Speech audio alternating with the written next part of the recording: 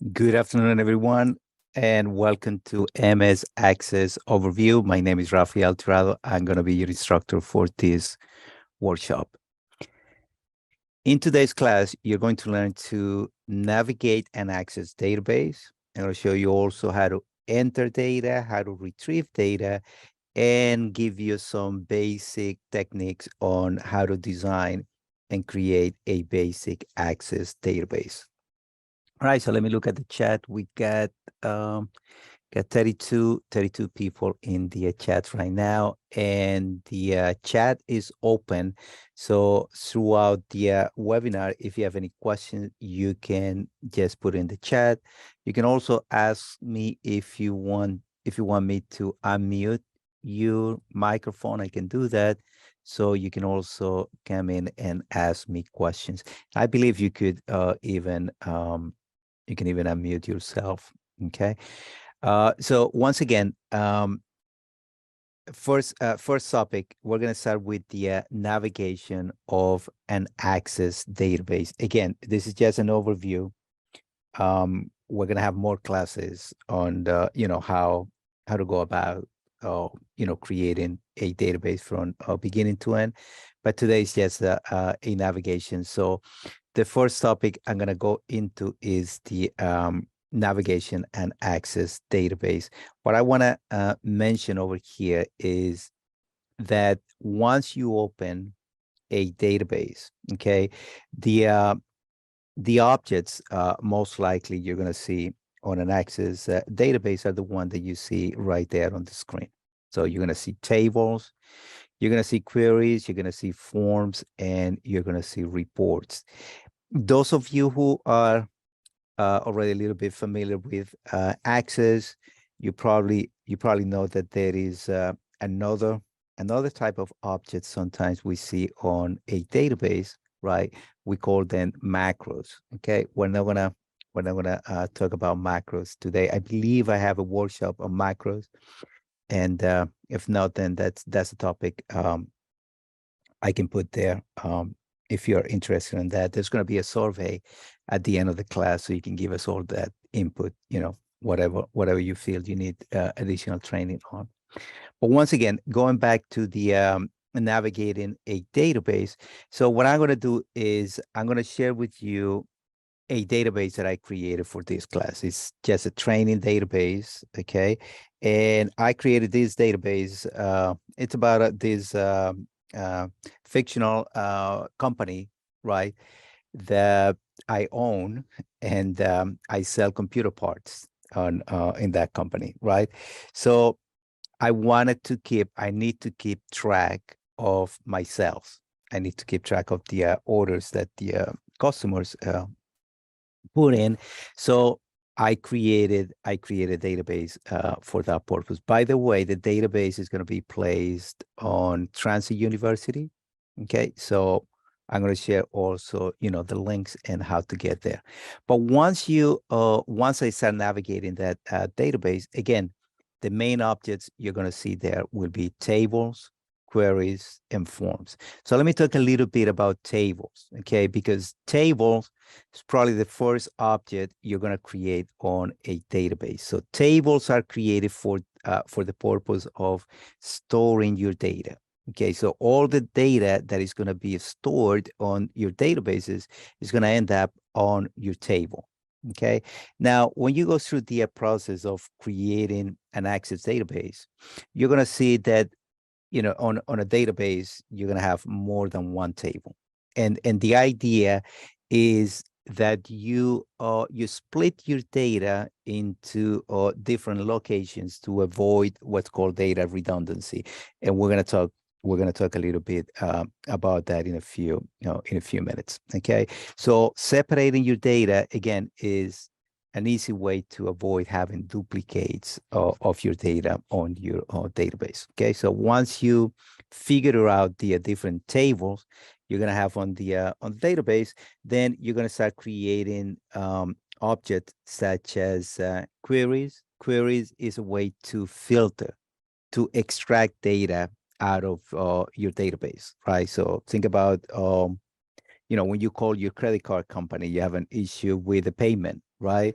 And of course, your data is going to be on a database. So they got tables there about your information, your transactions, and so on. So when you're inquiring about a particular transaction, most likely they're going to run a query where they can filter the data by date, and then they can start resolving whatever issue. Now, forms, it's another object you have on a database. Okay, and I just say over here, forms is all about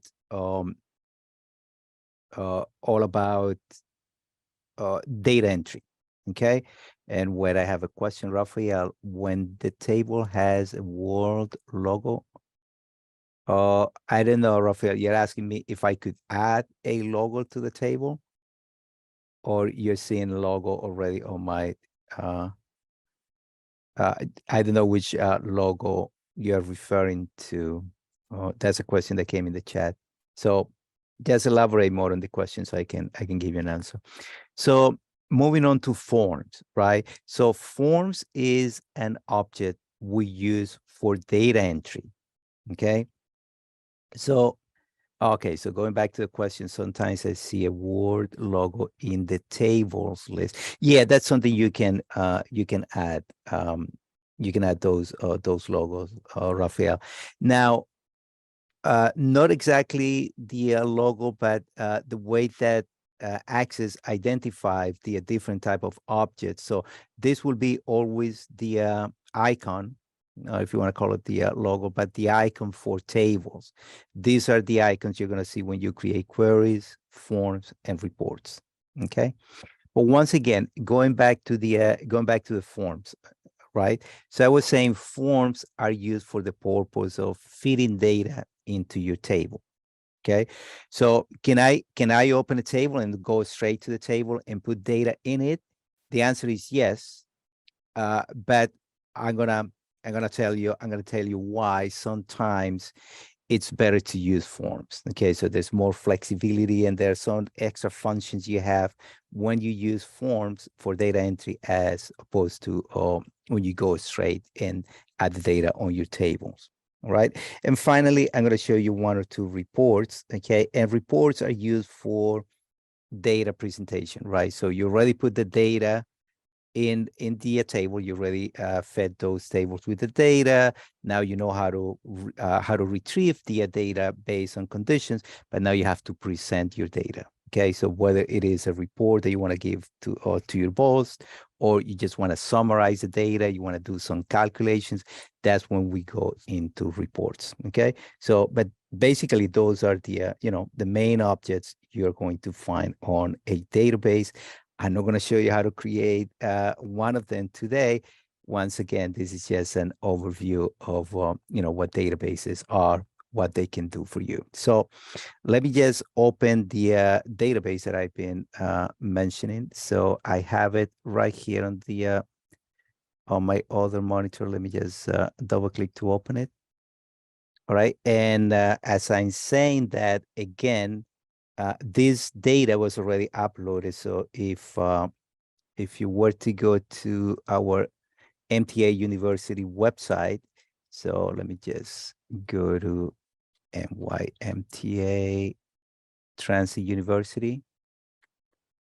So once you get there, if you go over to the training library, oh, wait a minute, the training library just recently got an update, right? So now in order to get to the list of past classes, you have to do a little bit of more navigation over here. First, you have to go to the digital literacy. You have to look into different buckets they created here. So because of that, I'm still retaining this page that a list after the training was easy to just go there and see, the list in dated order, right? So this link, I'm going to be sending it to you so you can go back there. And once we finish with this class and the video for the class is already edited, I will just add the link over here so you can watch the video. For now, you can download the PowerPoint presentation and the database that I'm using today. That's the order database. Okay. So let me just close over here and go back to Access. So this is the Access database that I created for this particular training. All right. So once again, you're seeing right here on the side, and this is how most databases are typically going to open once you open them, right? So you're gonna have this window or this pane right here on the side. By the way, we call this the navigation pane.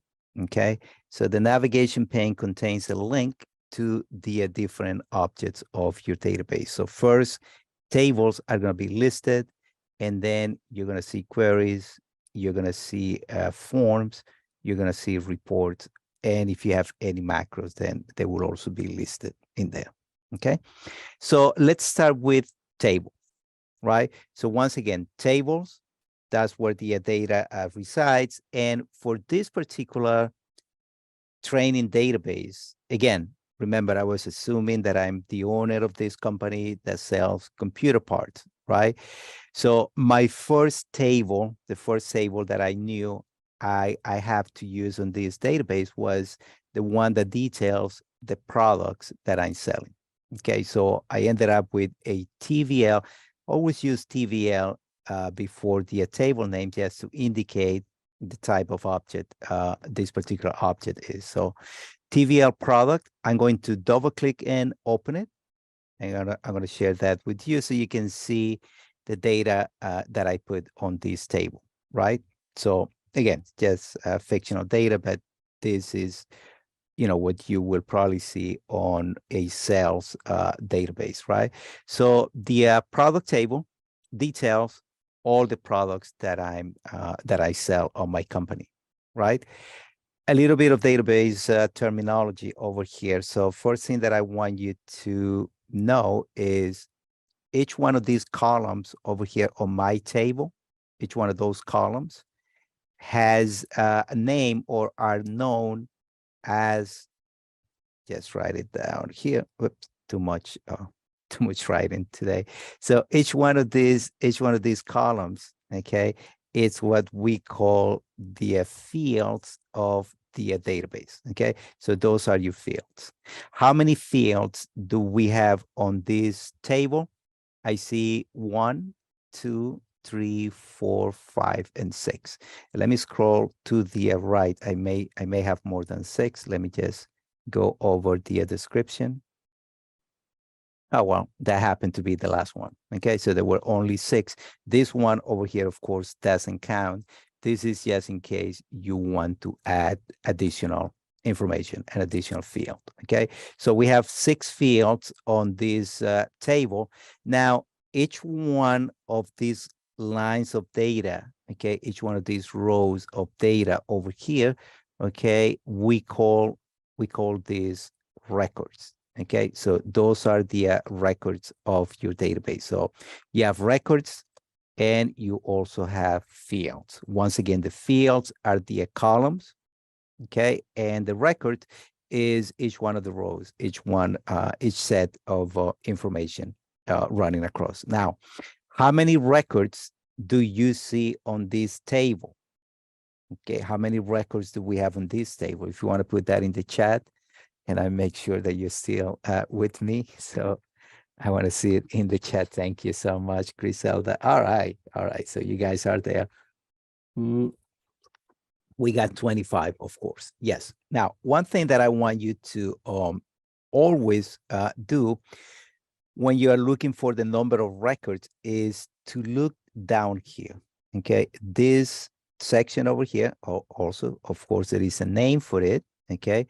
And this is called the navigation buttons. Okay, so you always go down to the navigation buttons, and because that's where you're going to see right there. Let me just make this bigger. You're going to see right there the number of records, right? In this particular table, the product ID, okay, the last one over here is 25, and it matches the number of records, right? But it may happen that if I have two products that I no longer support, I may want to delete those products from the table. Okay. And if I do delete these products, then my list will come down to 23, and that 23 will reflect right here on the number of records. Okay. But ID number 25 still going to be attached to PCI Express network adapter. Okay. So once again, always look at the navigation button right down at the bottom to get the number of records. All right. Question. How do you create those tables and queries? And also, how do you add them to Access? Good question. Good question in the chat. How do I created them? We're gonna have another class on how to specifically work with tables, one workshop for tables, one for queries, one for forms, and one for report, right? But just to give you a quick answer to your question over here, if I want to add a new table, or even taking it from the beginning, how do I add a new database? I'll have to first go to File, New, right? And then I go right here on blank database. Okay, I name my database. Let's say I call this database training. And if I want to save it right there on the document folder, I just click on create. And there I have a new database. Okay, you notice that a new database will come automatically with a new table. But I can close that. And because this is a new database, there's nothing over here. Okay, so it's totally empty. If I want to create a new table, then I'll have to go to create. And from here, I can start the process of creating a new table. Okay, so let me do quickly over here. Let's say I go to table design and I'm creating the product ID. I mean, the product table, and product ID will be the first field. And then comes the name of the product, and on and on and on. So I will fill all these rows over here, right, with the name of the fields. Then I will save it. Let's say this is my TVL product. There's something that I have to do over here in order to create a, it's called over here, it's called the primary key. But anyways, that's the process of creating a table. Okay, for that question in the chat. Now, of course, then I have to open this and start filling in the information in there. All right, so that's just what is the difference between a table and a database? Wow, that's a good question. Yes, what is the difference between a table and a database? The database is the whole file, the entire document, if you would, let's say the file, right? So the database contains the table, and the database contains not only table, but also queries, reports, forms, and so on. So the database is like the big one, right? It's just the container for all the different objects, including your table. Okay, so that was another question in the chat. So let me just close this here. Again, that was just for demo purposes.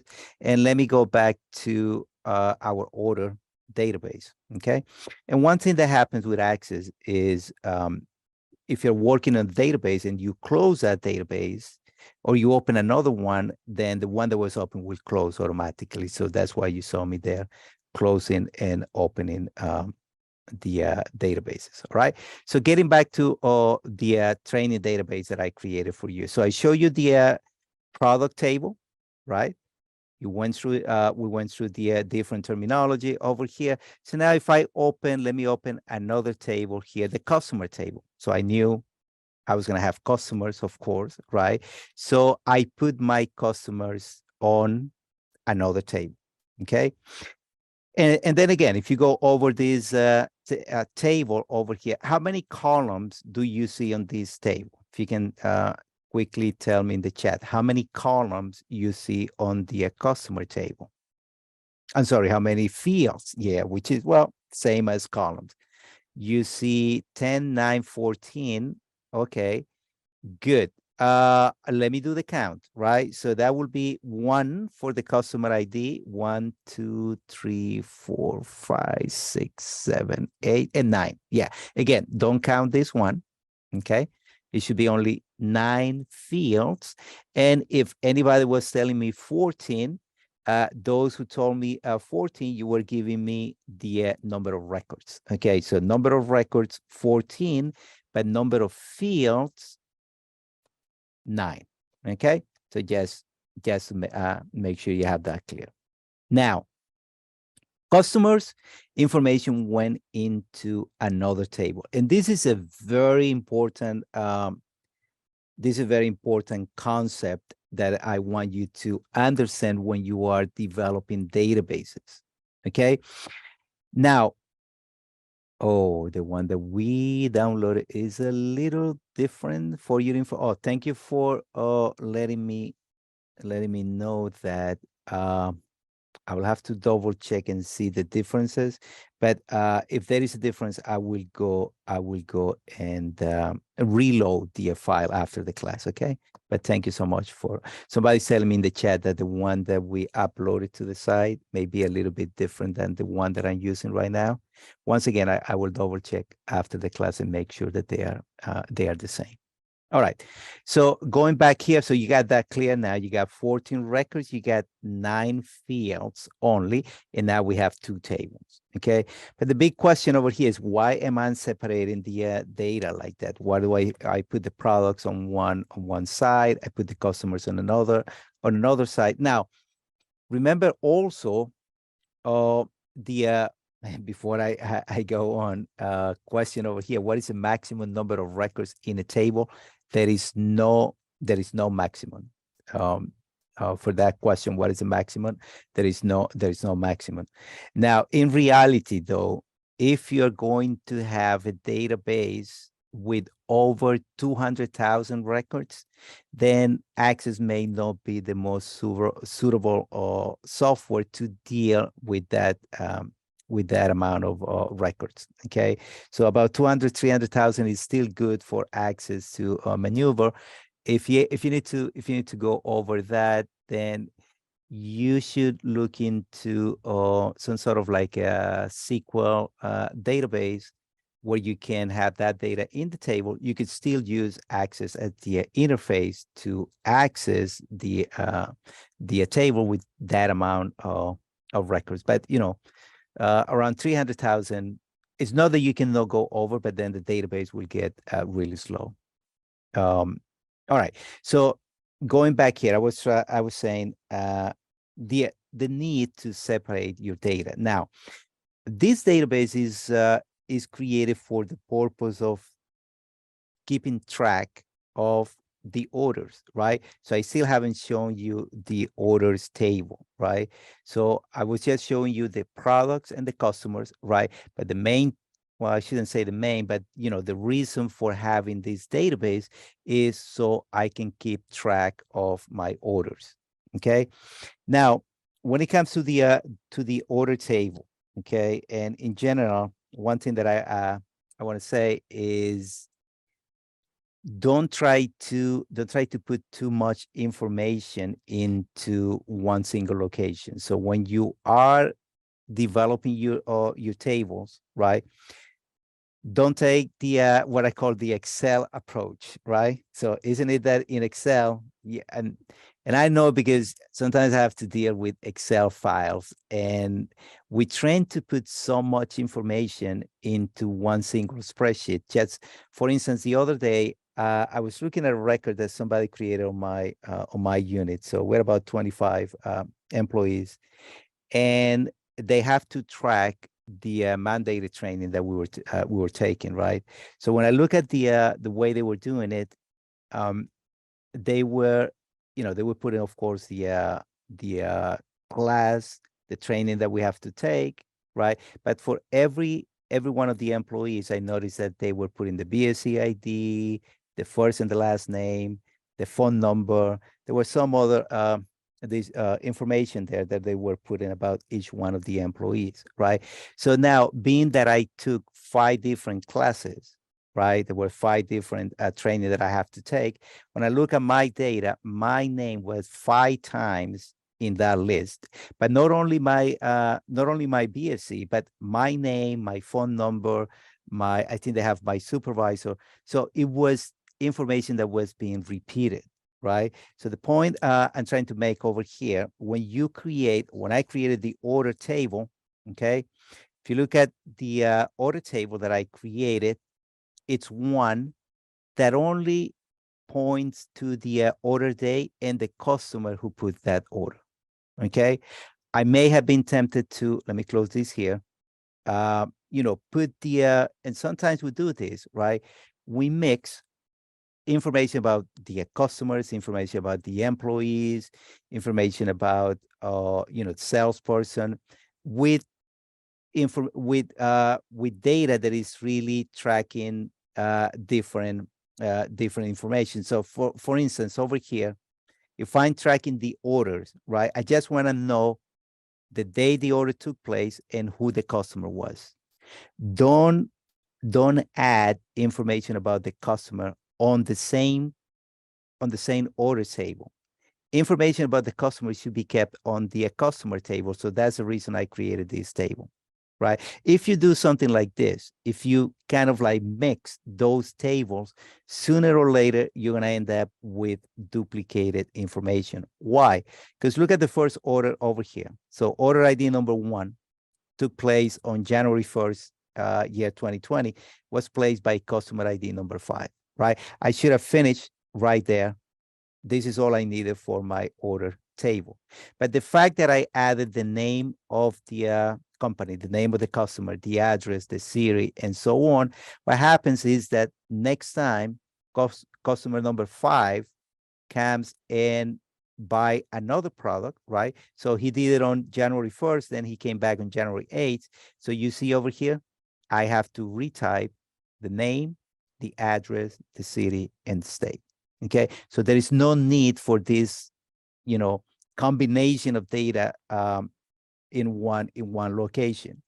It's much better if you separate it, so you avoid all these data duplication over here. Okay, and I always say, think about this as at the MTA, right? The payroll, the payroll guys, the unit that process our payroll. Every time they process the payroll, every 2 weeks on PeopleSoft, right? There's going to be an entry somewhere on a table that points to you, right? But it only has your BSC ID, right? Of course, you have information about how many hours you work, your rate, and so on, so they can do the calculation of your pay. But it only contains your BSC ID, right? You're never going to see your name, your address, your phone number, etc. Because if they were to add that information to a payroll table, then they will end up duplicating data. Okay, so that's one concept that you have to have a little bit clear when you start developing your databases. Okay, well, if you have to work with a database that was already developed like this one, right, then you'll be on a better place. But if you have to develop your own database, so keep that in mind. Okay, try to avoid the data duplication. You may not get it right from the beginning, but if it was a case that when it was time to create the order table, you thought that it was a good idea, putting also additional information about the customers. The minute that you see that you are repeating data, that you're duplicating data, then you stop and then you separate it as I did in this database. Okay, so let me go back to the, and by the way, these 3 tables that you see over here, they're just for training purposes. They should not even be there, right? Because that's not the correct way to go about this database. Okay, so once again, we got, so far I've shown you the customers, the products, and now I'm also sharing with you the TVL order. So let's take a closer look at the TVL order. Let me just open it up now. All right, so quickly over there, how many orders do I have on my database so far? How many records do I have on the order table? Yes, let me know in the chat. Very good. Yes. Mm-hmm.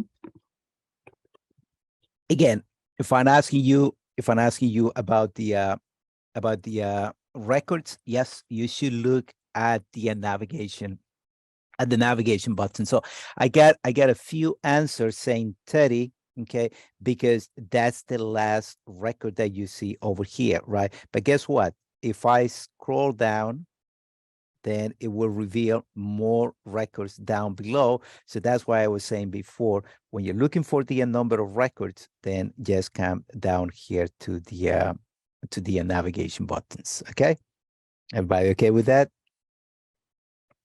Good. All right. So now getting back to the order table again. What am I adding to this table? Simply the order ID. Okay, so you notice that each one of my tables, okay, I start with something that uniquely identifies the data on my record. So all my customers have one ID, okay. Of course, I wouldn't give the same ID to two different customers, because that will, of course, create confusion, right? And same thing applies to the product. Each one of the products over here has a particular product ID. Now, when I create the order table, what I want to do in the order table is to somehow I'm combining data from the customer table, right? Because of course the orders are going to be placed by the customer. So order ID number 1, okay? Again, you saw that one before, took place on January 1st, year 2020, and the customer who placed that order is customer number 5. Who is customer number 5? At any time, I can go back to my customers. See, I'm going to click on the customer table, and I have all the information I need to know about customer number 5. Okay. Now, don't think also that I'm going to be jumping from one place to another all the time in order to find information about the customers. No, this is we're just dealing with tables, and in the table, the data most likely is going to be found a different table, but there's some other objects over here that you can use to bring all these data together into one single location. And I'm going to show you when I start showing you queries, forms, and reports. Okay, so that's all I want to say about tables for now. Okay. Oh, one more thing over here. With each one of the tables, I'm sorry, with each one of the orders, right? Order ID number 1, I knew that in every particular order, the customer may be ordering more than one product. Okay, so there will be a list of the items that are associated with the product. I didn't put it right here on the order table, right? So if I look at order ID number 1, okay, if there are 5 or 6 or 7 items associated with this table, I didn't list them over here, right? Why not? Because if I have to make 6 entries over here for the 6 products, let's just assume that there were 6 products with order ID number 1, then I will have to repeat the order date in each one of those entries. And I will have to repeat also the customer ID in each one of these, each one of those entries, right? And that will create duplications, right? So what I did is the information about the items, I put it on the order item. Somebody's asking if I can sort by customer. Yes, I could. I could just go on customer ID, right? And then click ascending. If I do so, now I got myself, look at all the orders placed by customer ID number 1, then comes number 2, number 3, and so on. That was by customer ID. I could also, let me just undo that. I could also filter. If I just want to see the sales by customer number 5, then I go over here where it says selection. And because number 5 is my selection, I could do, orders just by customer ID that equals 5. And look at this, right? So now, if you look at the navigation button down here, it says that my data is filtered, and there are 71 purchases or product entries by that particular customer ID. Okay, so let me just show you the order item. That's the last table to show. Again, with each one of the orders, right? So order number 1 actually had more than 6. It had 10 products associated with that order. So here you can list the, you can see the products on that order. Okay. Do I see the product name? No, I don't need to see the product name because the product name remains on the product table. Okay. If I ever need to see it, okay, I'm going to jump ahead just a little bit over here, going to one of the reports. And you see how on a report, I can give you more detailed information about that particular order. Again, it took place on January 1st. These were the 10 products. Now you see the name and not the ID. You see the quantity, you see the price they pay, and then you see the order for the total for the order. Okay, that's another object that is reports. And remember, I told you reports and queries are used to retrieve data. Okay. All right. So moving along, let me go back to my PowerPoint presentation. Oops, picked the wrong one. All right. So that's about navigating the database. Okay. Oh, wait a minute. I didn't show you. Yeah, I got to show you. I'm going to show you a query before I move into entering data. All right. So let me go back to the database. All right. And I'm going to close this report. And I'm going to close the other objects that are open so far. So quick way to close these items. If I can do a right click, there is a close all over here that let me close all the tables at one. Why were the total different? Was a question about the why were the totals different? Dun, dun, dun, dun, dun, dun, dun, dun. Oh yes, that was yeah. This one over here is a little bit confusing because it just adds the price page. Oops, let me just. Sorry about that.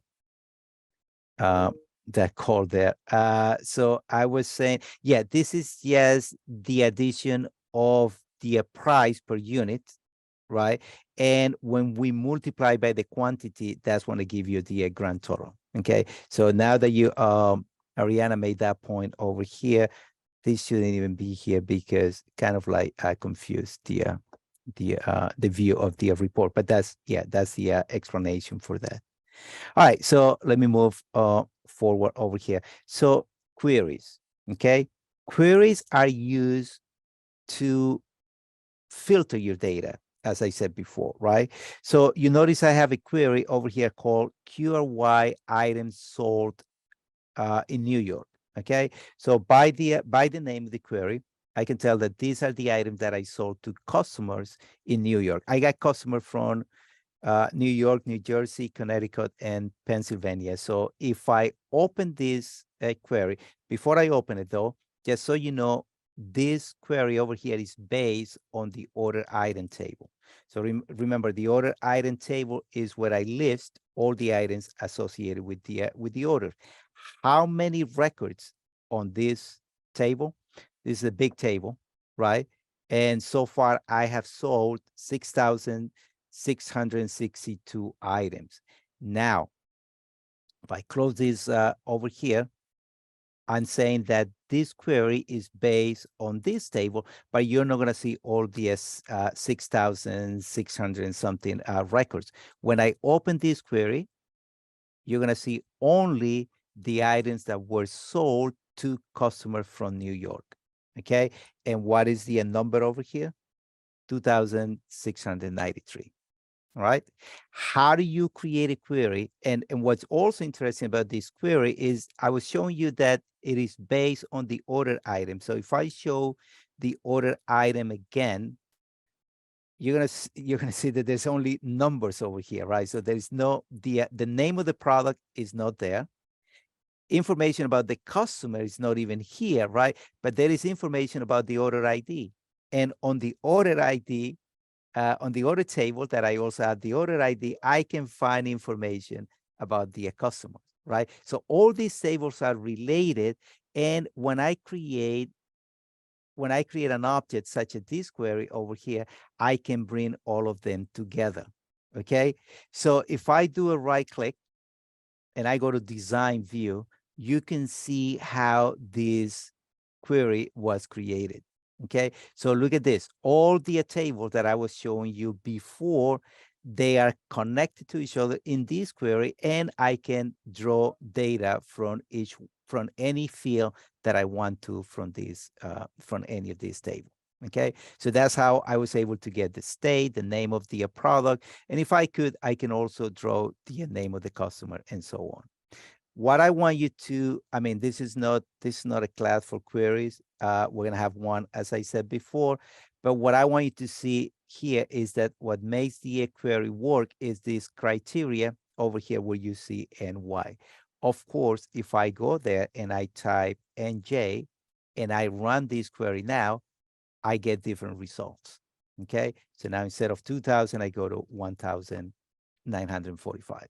Okay, and if I go back to design view, I can do something even better over here. So I could say, instead of one state or another, I can put what's called a parameter over here, what I type inside square brackets. I'm going to type enter state to search for, or just enter state, because this is what the user is going to see now when it runs this query.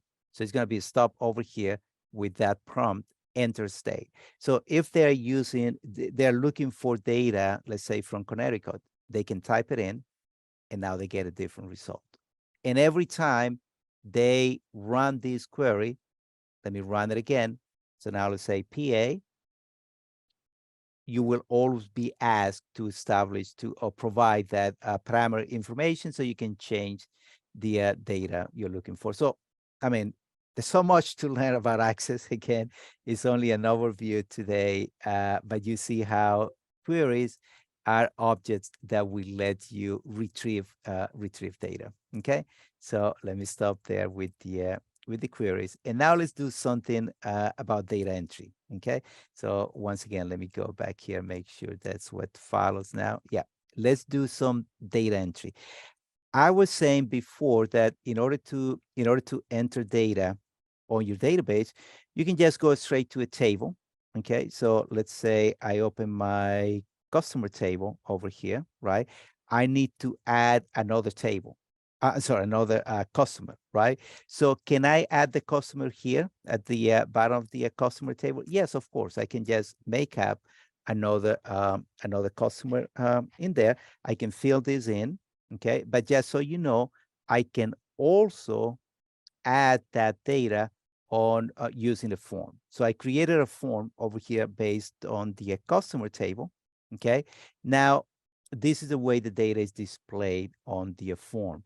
And if I wanted to add a new customer, okay, I got 14 already. So navigation buttons at the bottom, I can go from one customer to another, right? I can also go all the way to the last one on the list, or I could go straight right here to the last button over there that brings a blank form where I can fill it in with the information for the customer. Okay, so I can enter the customer using the form, or I could go straight to the table and then just add the information in there.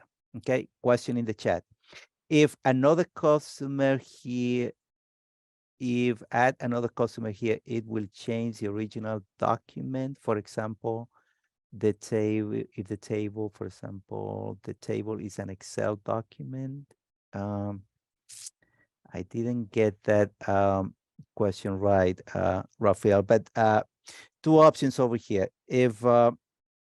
If you do add another employee, right, and then you have a report over here that shows employees, then of course the report is going to show the updated information with the new employee. If you, and again, because you put the word Excel in the question, Rafael, another option you have with Access is you can link to an Excel file. Okay, so instead of you creating your table, if you already have that information on Excel, you can link to the Excel file, and then you can just, I mean, if the data changes on the Excel file, then that change is going to reflect right here on Microsoft Access. Yep. Yeah, that's okay. So that was the question. I just got the answer again. Yeah, if you're linked to an Excel file, by the way, if you need to link an Excel file, instead of going to create, when it comes to create your table, you're going to go to external data, right? And there is a section to import and there is a section to export. So you want to go into import and then you start the process from here. You want to bring a file from Excel.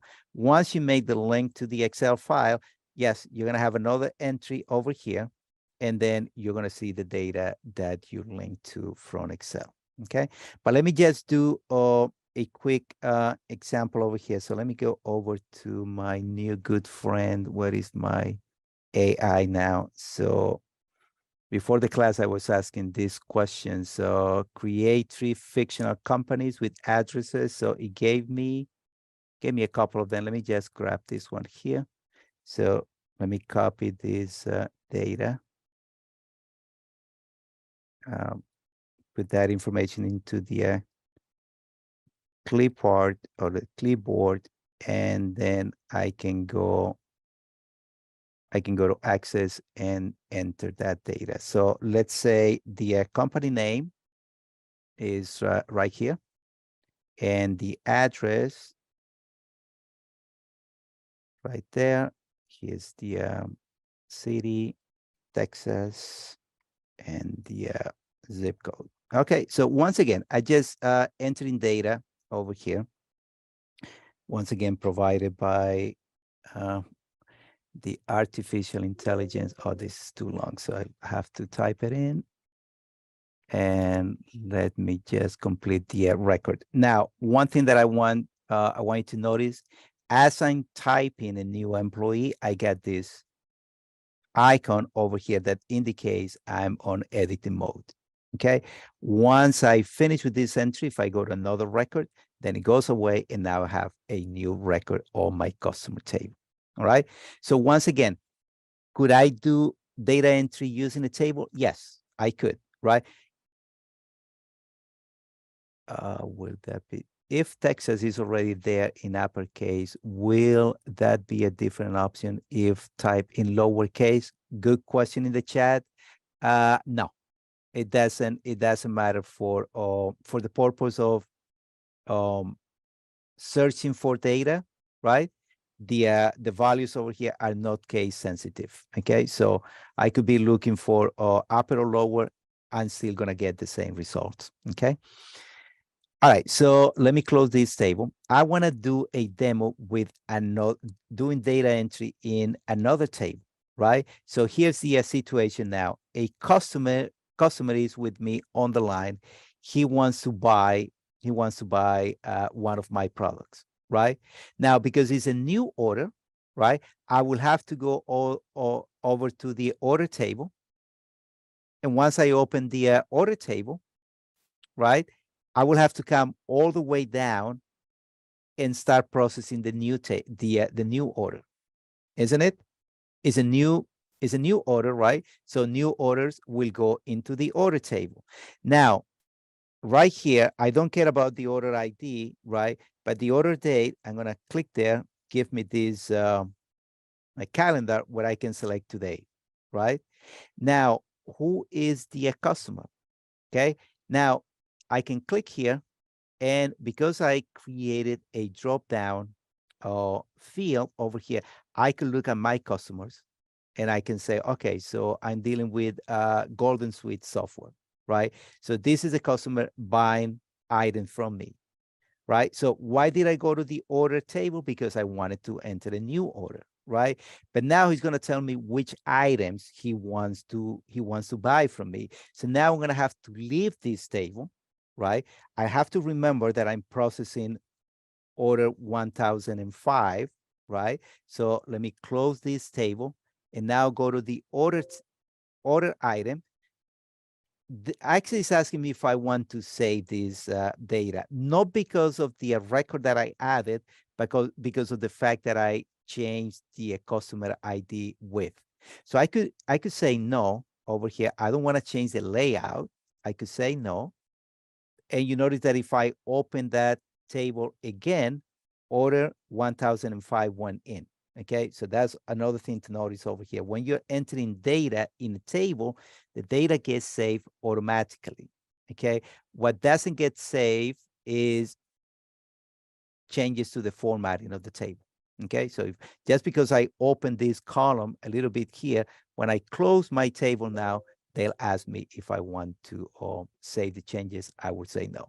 Okay, but let's go back to track over here. So now I need to go to the order item, and I need to register the items that these guys wants to purchase from me. Now, I have to go all the way down, and I have to manually enter the order ID that I just created, right? So that's a pain because you may forget what the order item is. And, you know, the necessity of having to work in two tables is really not convenient, right? But let me just continue over here with the product ID. So let's say he wants to buy this portable hard drive that sells for $139.99. He wants to buy 5 copies, and I put $139.99 over here. And let's say he wants to buy another item. So I'll have to go and create another entry over here and then repeat the process. Now he wants to buy the 4 GB video card, and that sells for $224.99. He wants to buy 3, $224.99, right? So I completed my order with 2 items, right? But you saw me navigating from one place to another. That is not convenient, right?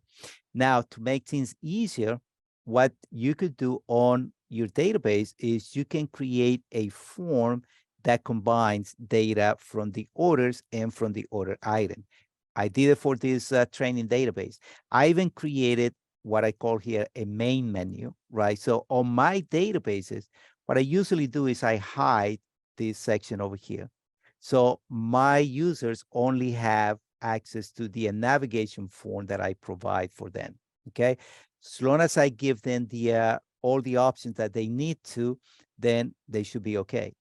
In this particular database, if they want to enter a new order, they just go here where it says enter new order, okay? And you're going to see now how easier it will be to enter a new order, because in this form, I'm combining data. So what you're about to enter right now, the order ID and the customer ID, this is data that comes from the order table. The fact that I'm going to be able to select a customer from the list, that means that I linked the customer table. And once I pick the customer, I'm going to start listing the items over here, okay? And that means that I'm also linking over here the order items table, okay? Also, from here, I'm going to be selecting the products, right? So guess what? I also linked the product table all into one single location, okay? So that's the power of forms, and that's why we use them on our databases, okay? But let me just complete a quick entry over here. So let's pick the order date. Again, I had the calendar. So now let's pick a different customer. Let's say the one that I just created now, the Alpha Corp Industries. And look at what you can also do on a form. If you're looking for a new, you're processing an order for a new customer, the customer is not going to be on the list. So there is a link over here, enter new customer. You can fill the information here for a new customer. Once you close this form, then the customer will be selectable from the list, okay? Additionally, on a form, you have these additional buttons that you can add to the form. So telling you, forms are a very powerful object on a database. But let me just continue over here. Let's say this customer is buying the 1 terabyte SSD that sells for $109.99, wants to buy 5.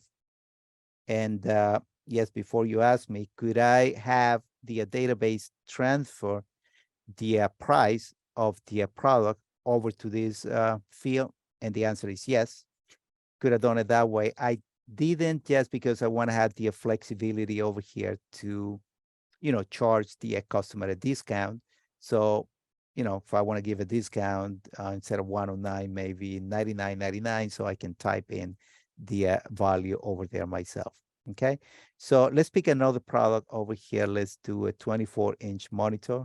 What was the price on that one? $149.99. So he wants to buy 10 of those at $149.99. And now my data entry is completed for that order.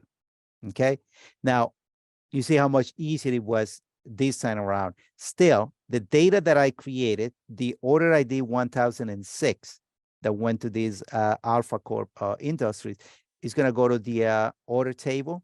The details on the items are going to go to the order item. So if I close this form over here and I take you back to the table, look over here, order, table order all the way down, and you got the 1000 order 1006 that I just created. And if I close here and I go to the order item and I come all the way down, look at this, 2 entries for that particular order ID. And remember, this time around, I didn't have to type the order ID. Access did it for me from within the form. And these are the customers, and this is the amount. I'm sorry, these were the products, and this is the amount for each one of those products. Okay, so that's how simple it could be made. Now, going back to our forms, right?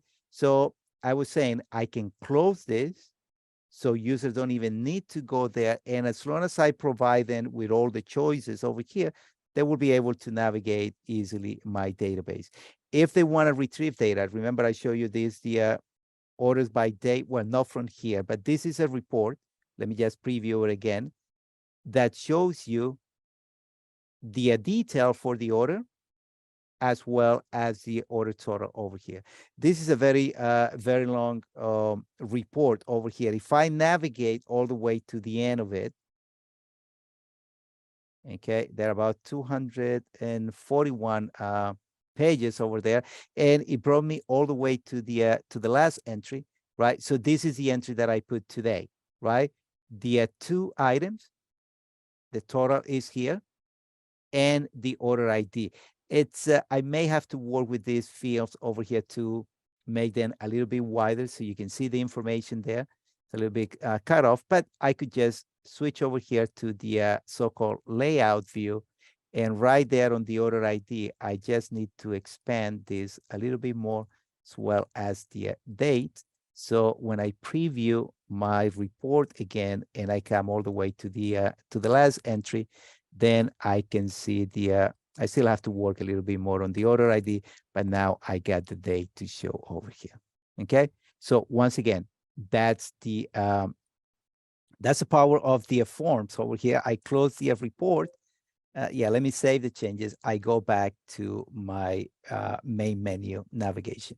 Okay, and if you just want a summary, right, your data added by years, then there's another report over here. Okay, it summarizes all the cells. It doesn't show all the detailed information, but this is only one page, and then you see over here the total of all my cells and the totals by year.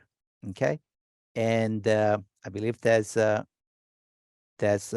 the time we had. So entering data, retrieving data. Okay, as far as creating your database, okay, here's the thing. You saw a database that was already created, but what I have to yeah, so nice cells, somebody said in the chat. What I wanted to say about the process that I went through over here in order to create this database, right? First thing that you should do is just think about all the data you're going to put in the database, right? So I knew I have to track customers and products and orders and so on. So I came out with the list, and then I went and put it on different groups, right? So I got the orders, I got the order item, the product. I know that the customer ID will give me some sort of like relations from one table to another. And again, you may not get this right at the beginning, but as you start putting data on your tables, on your database, so now you're gonna see, you're gonna see that, hey, wait, am I repeating data? Right? So if you took this approach over here, then you say, hey, wait, why do I have to retype the names, the addresses for this customer. Let me rather separate it into one table for the order, one for the customer. So your database will be much more efficient. Okay. So I believe now that's all I have to say. I'm gonna leave you with the PowerPoint presentation, links to another class we had before where I use a different database. So it's the same concepts, but a different database will give you probably a better idea of how you go about building databases. All right. You'll also get a link over here for upcoming classes. I think Marita is having a class next week on functions in Excel. That's going to be, not this next week, but rather tomorrow from 1 to 2, functions in Excel.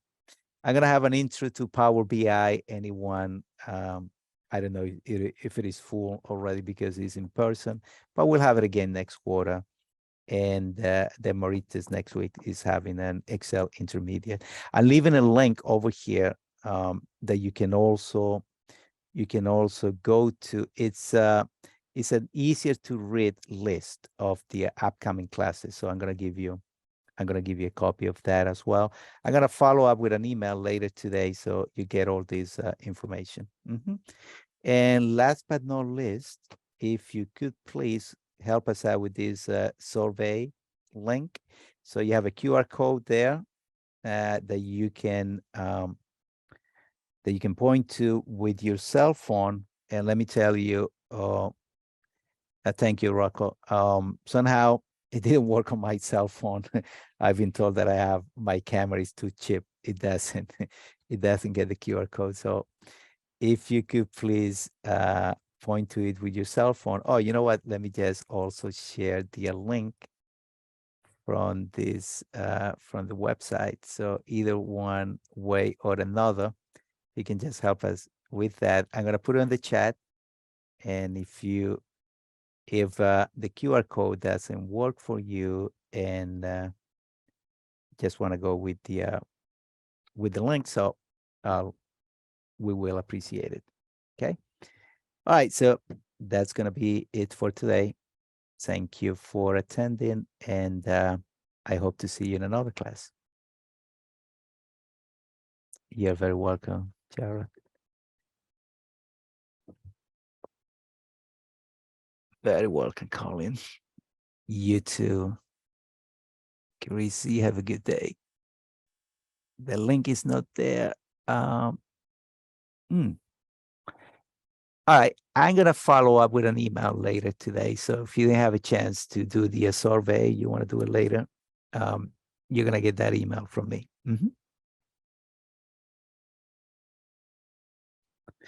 Okie dokie. So enjoy the afternoon, and I'll see you next time.